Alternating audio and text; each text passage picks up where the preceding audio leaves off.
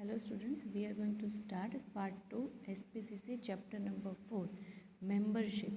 So let's start with introduction. First, a company invites the public to subscribe to its security by issuing a prospectus. Company जो है वो public को invite करती है कि उनकी जो सिक्योरिटी है उनको पब्लिक जो है वो सब्सक्राइब करे, और वो जो इनवाइट करती है वो किससे करती है? Bye issuing prospectus. Prospectus issue कराती है. देन पब्लिक जो है वो उस प्रोस्पेक्टस जो इश्यू कंपनी ने किया है उसके थ्रू कंपनी को जो है उनके सिक्योरिटी सब्सक्राइब करती है public. In response to that potential investor apply to purchase share. Potential investor यानी कि जो इन्वेस्ट करना चाहते हैं, ऐसे पोटेंशियल इन्वेस्टर इसके रिस्पॉन्स में क्या करते हैं? उस शेयर को परचेज करने के लिए अप्लाई करते हैं. Company collects application and classifies them. Company क्या करती है? उनकी एप्लीकेशन कलेक्ट करती है और उनको फिर क्लासीफाई करती है. उनके पास कितनी टोटल शेयर कैपिटल है, कितने शेयर उन्होंने इश्यू किए हैं, ये सारी चीज़ें आप ऑलरेडी शेयर कैपिटल में पढ़ रहे हो, right. Company collects application and classifies them. It also decide the allotment policy in consultation with representatives of share market. फिर क्या करेंगे? वो डिसाइड करेंगे कि किन इन्वेस्टर्स को कितने शेयर जो है वो अलॉट करने हैं with representative of share market. After the completion of share allotment, allotted share holder name is registered in register of member. सबसे पहले तो कंपनी जो है वो शेयर इश्यू करेगी. शेयर इश्यू करेगी उससे पहले वो प्रोस्पेक्टस जो है वो बाहर एडवर्टाइज़ करेगी जनरल पब्लिक को इन्वाइट करने के लिए. उसके ऊपर से जो पोटेंशियल इन्वेस्टर्स है जो कि अभी तक इन्वेस्टर बने नहीं हैं लेकिन उनको बनना है, कंपनी में इन्वेस्ट करना है, तो ऐसे जो इन्वेस्टर्स है पोटेंशियल वो परचेज शेयर को परचेज करने के लिए अप्लाई करते हैं. उसके बाद कंपनी उनको उनके एप्लीकेशन के हिसाब से शेयर अलॉट करेगी.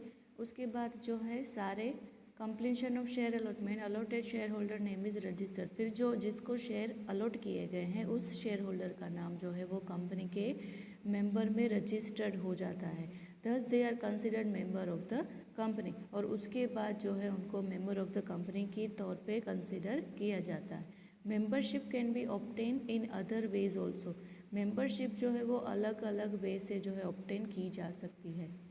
Being a member of company, certain rights and acquired in the same way, certain responsibility is also to be carried out. Being a member of the company, a person have to right and also have to responsibility. जो person जो है वो अगर company का member बन जाता है तो उनको राइट्स तो मिलते ही है, उसके साथ साथ कंपनी में जो रिस्पॉन्सिबिलिटी बियर करनी होती है वो रिस्पॉन्सिबिलिटी भी उनको उठानी पड़ती है as a member of the particular company. So they have right and responsibility both. Now we shall learn about meaning and definition of membership. First we will learn about meaning. A person is considered to be a member when his name is registered by written consent on through share application. Person जो है उनका नाम company के membership में कब register किया जाता है? A person considered to be a member when his name is registered. जब उसका नाम जो है वो कंपनी के रजिस्टर में रजिस्टर हो जाता है बाय रिटर्न कंसेंट और थ्रू शेयर एप्लीकेशन. या तो बाय रिटर्न कंसेंट या तो शेयर एप्लीकेशन थ्रू. जब भी कभी उस पर्सन का नाम कंपनी के रजिस्टर में ऐड हो जाता है तब वो कंपनी का मेंबर कहलाएगा. In short, to be a member, a return consent and his name should be in register.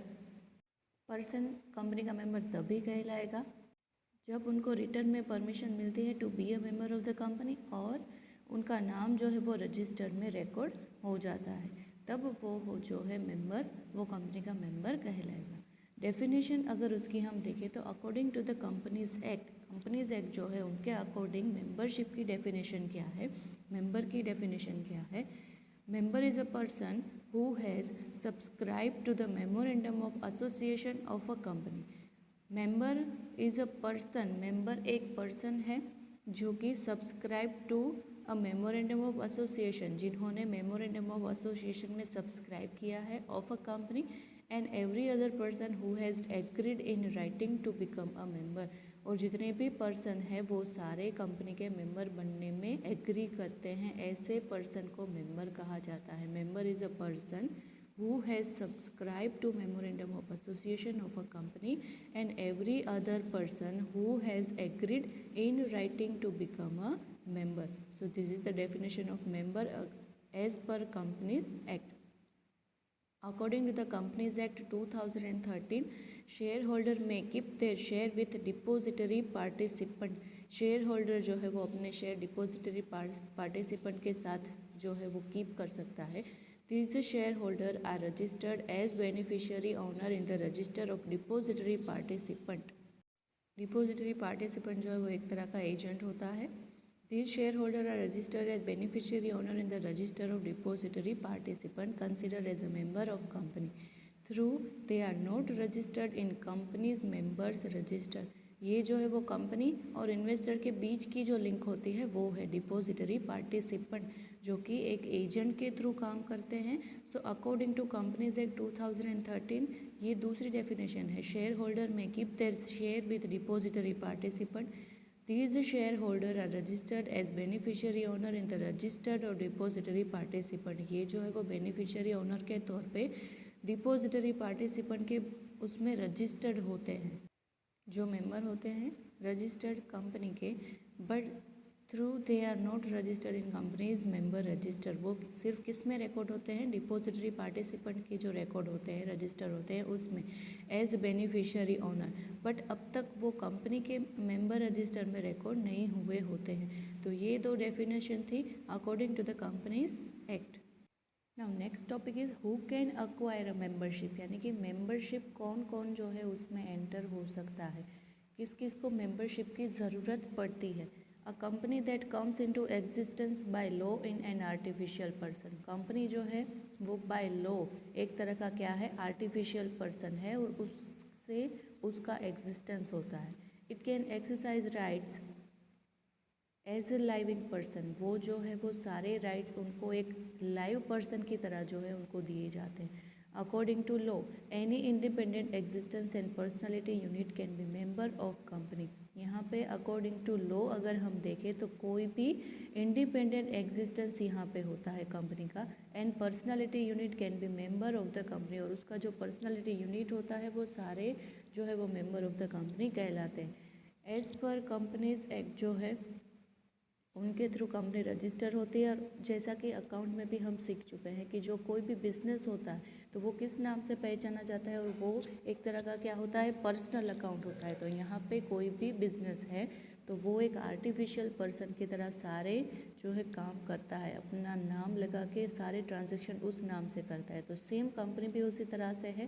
Company भी एग्जिस्टेंस में आती है by law is an artificial person. Company भी एक तरह की क्या है? आर्टिफिशियल पर्सन है. और उनके साथ जितने भी जुड़े हुए हैं उनका एक इंडिपेंडेंट एग्जिस्टेंस होता है. और पर्सनालिटी यूनिट जो उनका है वो सारे मेंबर ऑफ द कंपनी कहलाते हैं. For this provision of articles of association should be observe. इसके लिए जो है वो आर्टिकल्स और आर्टिकल्स ऑफ एसोसिएशन की जितनी भी प्रोविजंस है उनका ऑब्जर्वेशन किया जाता है. द फॉलोइंग पर्सनस और institution can be made members. अब नीचे जितने भी पॉइंट्स दिए हैं वो सारे जो है वो कंपनी के मेंबर बन सकते हैं. राइट. द फॉलोइंग पर्सनस और institution can be made member. So the very first point is living person. A living person, it means that membership of a company is available by a contract between person and company.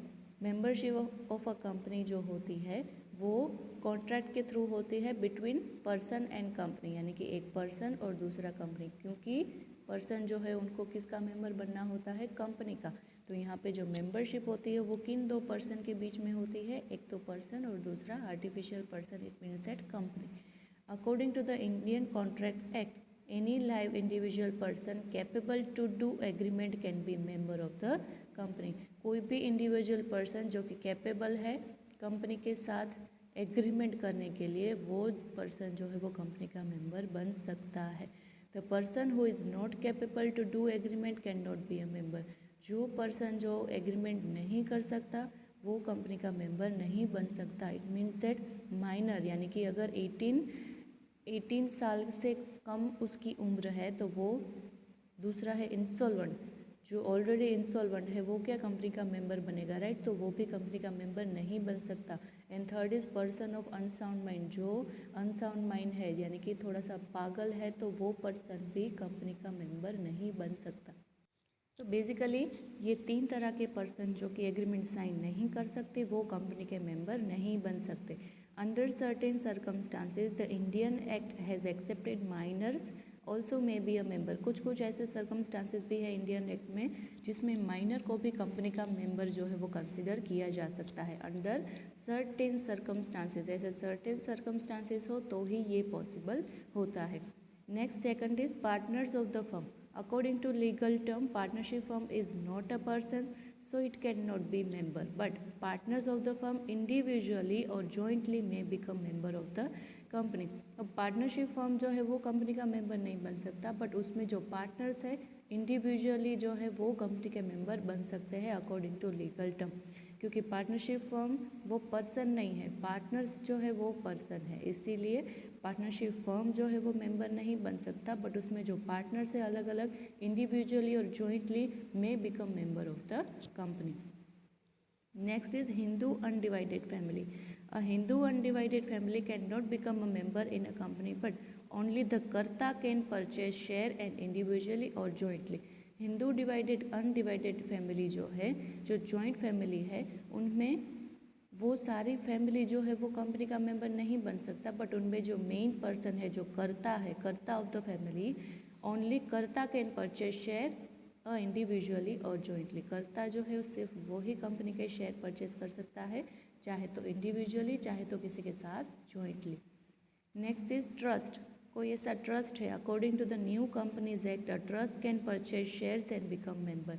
Trust जो है वो company के share purchase कर सकता है और member भी बन सकता है according to new companies act. पहले ऐसी प्रोविज़न नहीं थी, बट नए कंपनीज एक्ट में ऐसी प्रोविज़न है जिसमें ट्रस्ट जो है, कोई भी ट्रस्ट, वो trust can purchase share and become member. Next is foreigners. Any foreigner can become member by holding shares of Indian company. कोई भी फॉरेनर है वो भी कंपनी का मेंबर बन सकता है by purchasing share of Indian company. Indian company के कोई भी शेयर परचेज करके जो फॉरेनर है वो भी कंपनी का मेंबर बन सकता है। However in the event of war और emergency with his native country a company में suspend the membership and rights of the particular person. But अगर जो फॉरेनर है उस कंट्री के साथ और हमारी कंट्री के साथ अगर कोई भी वॉर या तो फिर ऐसी इमरजेंसी आती है विथ हिज नेटिव कंट्री, तो हमारे पास ऐसा राइट है कि हम उसके मेंबरशिप को तुरंत कैंसिल कर सकते हैं और उनके राइट को भी रिज्यूम कर सकते हैं, कैंसिल सस्पेंड कर सकते हैं हम उनकी मेंबरशिप को। तो ये था foreigners. Next is joint holder of share. When 2 or more persons hold shares in their joint names, that their names are jointly recorded in register of members of the company. अगर 2 person या 2 से ज़्यादा person साथ में मिलकर joint name के साथ जो है वो शेयर परचेज करते हैं, तो उनका जॉइंटली रिकॉर्डिंग भी होता है register of members of the company में, वो भी कंपनी के मेंबर बन सकते हैं। They are individually and jointly liable for the shares. Individually और जॉइंटली दोनों तरह से वो शेयर के लिए लायबल हैं। For administrative simplicity the company correspondence with the share holder whose name appears first.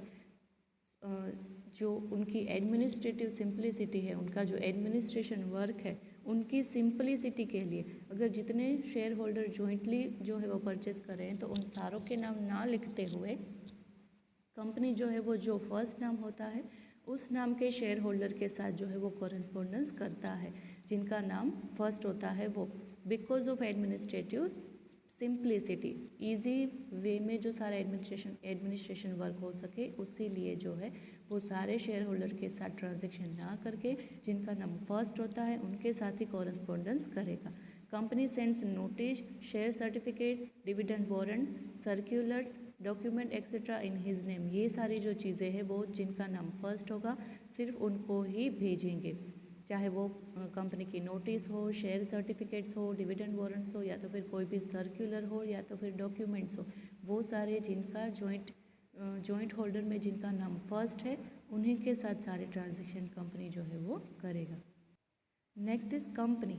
As a company is a legal person having an artificial personality, it can become a member in any other company.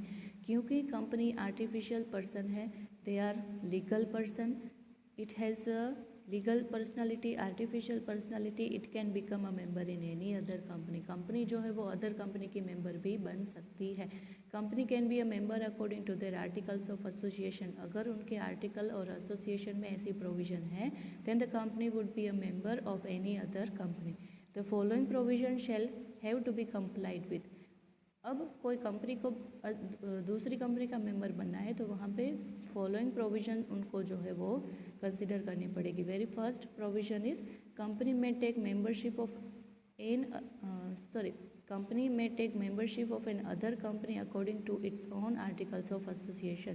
Company जो है उनको दूसरी company की membership चाहिए तो according to its own articles of association, यानी कि जो कंपनी है, जिस कंपनी को दूसरी कंपनी का मेंबर बनना है तो उस कंपनी के आर्टिकल्स ऑफ एसोसिएशन के अकॉर्डिंग ही उनको जाना पड़ेगा. Second is a subsidiary company can not obtain membership of its holding company. Subsidiary company है, सपोज कि एक ही कंपनी है, उनकी अलग अलग 2 सब कंपनी है, तो ऐसी अगर कंपनी है तो वो जो है can not obtain membership of its holding company, वो अपने होल्डिंग कंपनी के मेंबर नहीं बन सकती.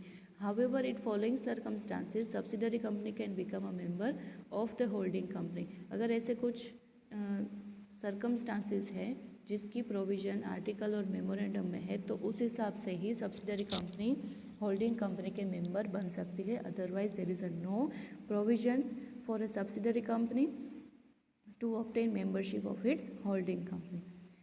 उसमें है first, representative of holding company passes away and subsidiary company holds share as representative. अगर representative of holding company जो है वो passes away होती है, अगर होल्डिंग कंपनी जो है वो सारे शेयर्स को पास करती है, सारे राइट्स को पास करती है सब्सिडरी कंपनी को, तो ही ऐसा पॉसिबल हो सकता है कि सब्सिडरी कंपनी होल्डिंग कंपनी की मेंबरशिप ले पाए.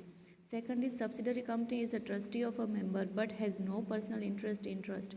जो सब्सिडरी कंपनी होती है वो अदर कंपनी की ट्रस्टी हो सकती है, बट उनका जो पर्सनल इंटरेस्ट है वो ट्रस्ट में नहीं होता. तो subsidiary company is a trustee of any member but has no personal interest in the trust. अगर ऐसी सिचुएशन है तो सब्सिडरी कंपनी को ये सारे राइट्स, ये सारी मेंबरशिप दी जाएगी. If the subsidiary company was already member before the execution of this law. अगर सब्सिडरी कंपनी जो है वो ऑलरेडी मेंबर है तो भी उनको मेंबरशिप जो है वो प्रोवाइड नहीं की जा सकती. तो ऐसे सर्कमस्टांसेस है जिसमें subsidiary company can become a member of the holding company. Next is other institution. Cooperative societies registered under the cooperative societies act can become member of the company by purchasing share. अगर cooperative societies है जो कि already register होता है इन cooperative society act में, तो ऐसे society जो है वो शेयर परचेस कर सकती है subject to the provision of their constitution and by laws. Subject to their constitution, यानी कि उनके जो कॉन्स्टिट्यूशन होते हैं उसके सब्जेक्टिव में ये सारे ट्रांजेक्शन हो सकते हैं. एंड बाय लॉज के अकॉर्डिंगली वो सारे जो है मेंबरशिप के राइट्स कलेक्ट कर सकती है. तो ये था who can acquire the membership, उसके बारे में हमने डिस्कस किया. इस वीडियो में हम यहाँ तक रखते हैं. नेक्स्ट वीडियो में methods of becoming a member के बारे में हम डिस्कस करेंगे. तब तक के लिए इस वीडियो में हमने जितना सीखा है, जितना पढ़ा है, उसको घर पे ज़रूर रिवाइज़ कीजिए. Thank you very much.